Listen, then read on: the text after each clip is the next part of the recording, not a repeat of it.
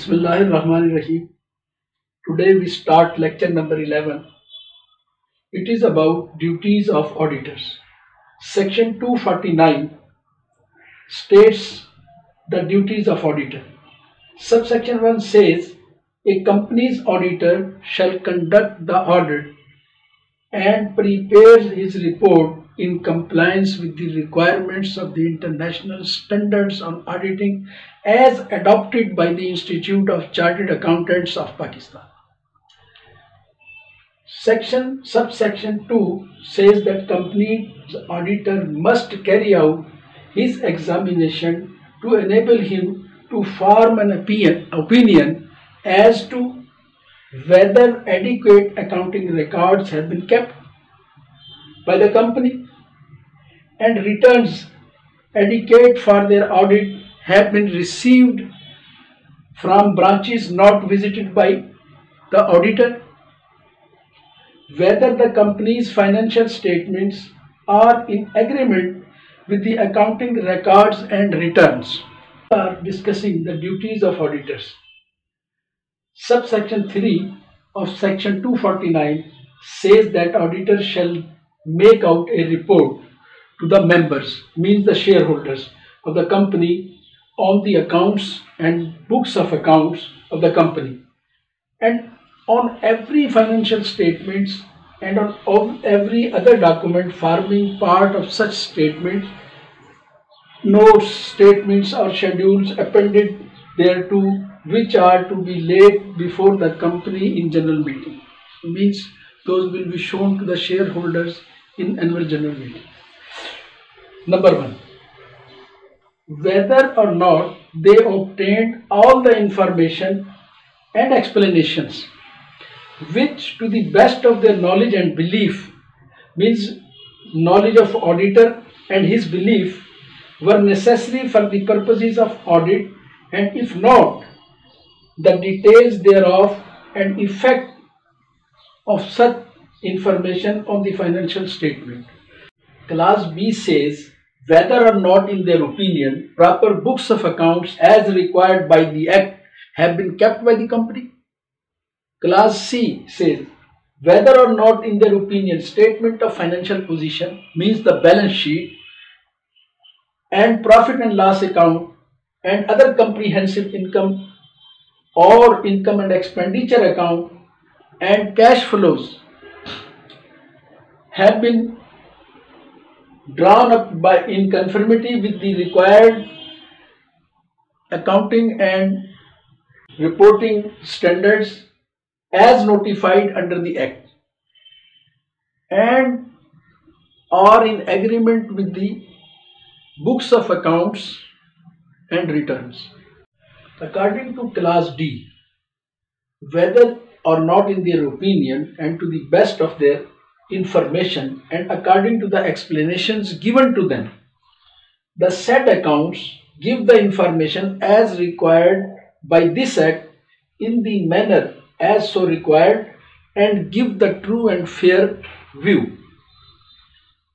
The true and fair view about the statements. In the case of statement of financial position of the state of affairs of the company as at the end of the financial year. Subclause 2, in the case of the profit and loss account and the comprehensive income or income and expenditure accounts of the profit and loss and other comprehensive income or surplus or deficit as the case may be for the financial year, and in the case of statement of cash flow of the generation and utilization of cash and cash requirements of the company for the financial years. Actually, in case of balance sheet, it is prepared at a specific date, and in case of audit, it is the last date of the financial year. But the cash flow statements and income statements are prepared for the whole year, the profit of the whole year. In case of cash flow statements, the generation and utilization and cash requirements for the whole year. Clause E says whether or not, in their opinion, investments made by the company, expenditure incurred by the company, and guarantees extended during the year were for the purpose of business of the company. Second subclause of clause E is zakat deductible at source. Under the Zakat and Ushur Ordinance 1980 was deducted by the company and deposited in the central Zakat fund established under the section 7 of the ordinance. Now the subsection 4, where any of the matters referred to in subsection 3 or 4 is answered in negative or with a qualification, the auditor's report shall state the reason for such answer along with the factual position to the best of the auditor's information.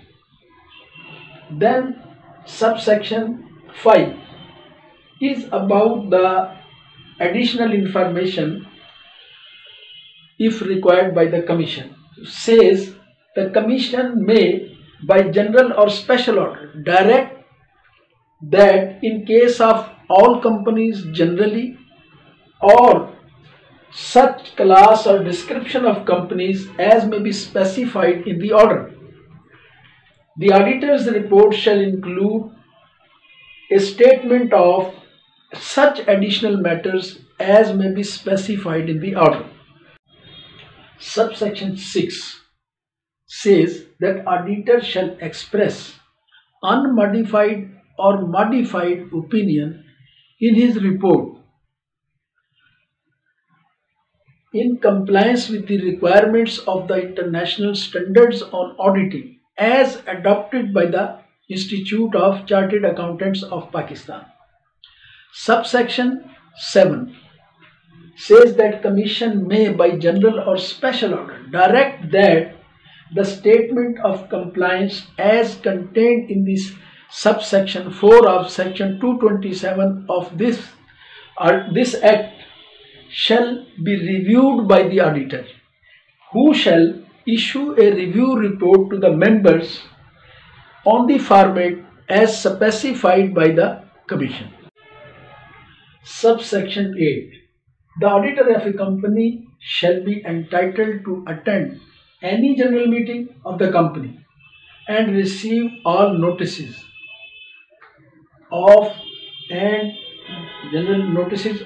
companies and any communication relating to any general meeting which any member of the company is entitled to receive, and to be heard at any general meeting which he attends on any part of the business which concerned him as auditor, provided that in case of a listed company, the auditor or a person authorized by him in writing shall be present in the general meeting in which the financial statements or auditor's report are to be considered.